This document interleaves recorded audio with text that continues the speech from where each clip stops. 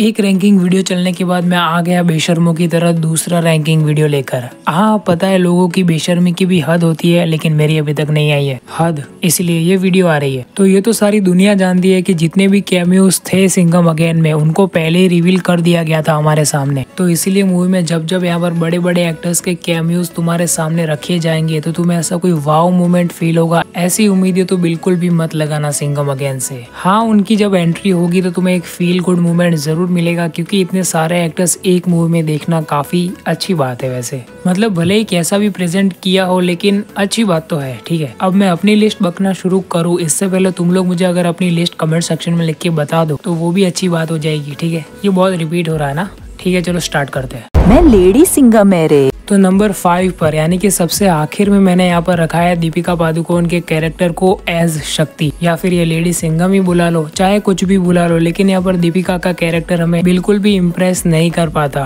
भाई ऐसा लग रहा था कि रोहित शेट्टी की जो मूवी थी ना चेन्नई एक्सप्रेस, उसमें जो दीपिका पादुकोण का कैरेक्टर था यहाँ पर मीनम्मा का, वही same character as it is है सिंघम अगेन में भी, बस यहाँ पर उसने वर्दी पहनी है। और क्या तुमको उनकी डायलॉग डिलीवरी में कुछ ऐसा लग रहा था कि वो साउथ इंडियन एक्सेंट को बोलने का सिर्फ ट्राई ही कर रही है। पता नहीं मीनम्मा के कैरेक्टर में उन्होंने इतना अच्छा किया था, लेकिन यहाँ पर ऐसा क्यों? इस क्यू का आंसर तो तुम ही दोगे कमेंट सेक्शन में। तो इसी सवाल के साथ आगे बढ़ते हैं और बात करते हैं चौथे कैमियो की जो मेरे को अच्छा लगा। हाँ तो वाइफ की बात कर ली है तो हस्बैंड की भी बात कर लेते हैं, यानी कि रणवीर सिंह का कैमियो एज सिम्बा।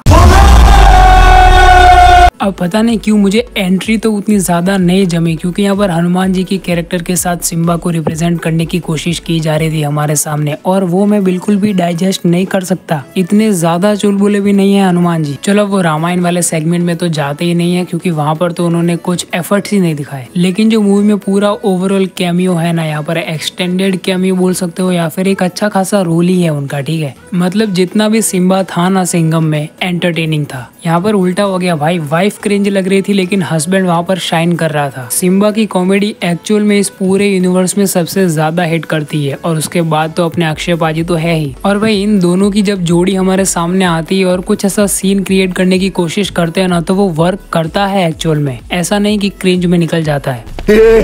मन तो करता तेरे को यही ठोक दूं। तो अब इसके बाद मैंने तीसरे नंबर पर रखा है टाइगर श्रॉफ की एंट्री को। और यहाँ पर मैंने एंट्री बोला तो उसका लिटरल मीनिंग सिर्फ एंट्री ही है। एक जो स्टीरियोटाइप बन गया है ना यहाँ पर टाइगर श्रॉफ के साथ कि वो हमेशा हर मूवी में कूदते ही रहते हैं। पता नहीं क्यों यहाँ पर जो पूरा एनवायरनमेंट क्रिएट किया गया था ना रोहित शेट्टी के द्वारा टाइगर श्रॉफ की एंट्री के वक्त, वो अच्छा लग जाता है भाई। और बाकी तो वो मूवी में क्या करते हैं वो तो आप सभी लोग जानते ही हो, एक्शन एक्शन एक्शन।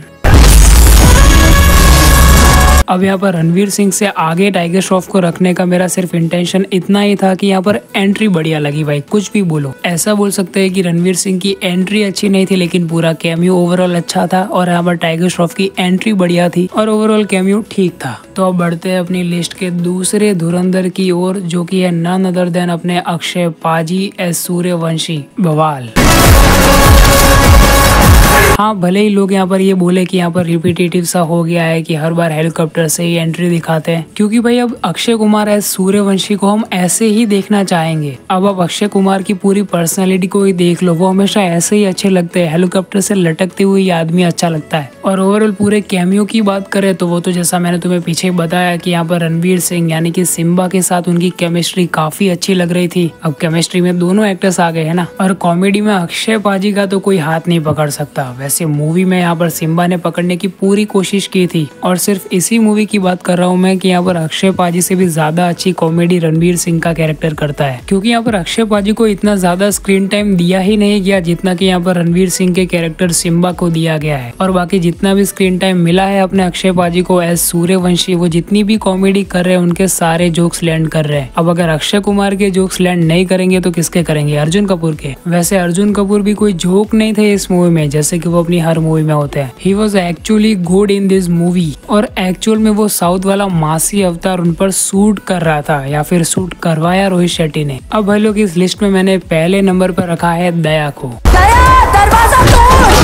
मजाक कर रहा हूँ, पहले नंबर पर यहाँ पर चुलबुल पांडे को रखा है, जो कि तुम लोगों ने पहले ही गेस कर लिया होगा, लेकिन वो तो पहले ही ऐसे मजाक करना था तो कर दिया। ठीक है, और अपने भाईजान के कैमियो को इस लिस्ट में फर्स्ट नंबर पर रखने का रीजन ये है कि वो भाईजान है। इतना ही रीजन काफी होता है मेरे ख्याल से। भले 4 सेकंड ही दिखे हो मूवी में, लेकिन फिर भी जितना भी दिखे कूल दिखे। इससे भी ज्यादा कूल दिख सकते थे अगर रोहित शेट्टी दिखाना चाहते हैं, लेकिन वो पर्सनल लाइफ की सारी प्रॉब्लम्स है ना, उन सारी चीजों को ध्यान में रखते हुए अब यहाँ पर चुलबुल पांडे का कैमियो दिखाया, वही बड़ी बात हो गई। और आगे इस यूनिवर्स में कुछ ऐसा अनाउंस कर दिया है जैसा कि स्पाई यूनिवर्स में टाइगर वर्सेस पठान हुआ था ना, यहाँ पर चुलबुल पांडे वर्सेस सिंघम, या फिर ये दोनों साथ में नजर आएंगे हमें किसी एक मिशन पर। जो भी होगा वो तो फ्यूचर में पता चली जाएगा। बाकी तुम्हारा क्या ओपिनियन है इसके ऊपर मुझे कमेंट्स में लिख के जरूर से बताना, और वीडियो को लाइक कर जाना। बाय। कुत्तों खून पी जाऊंगा मैं तुम्हारा। कितना भौंकते हैं साले।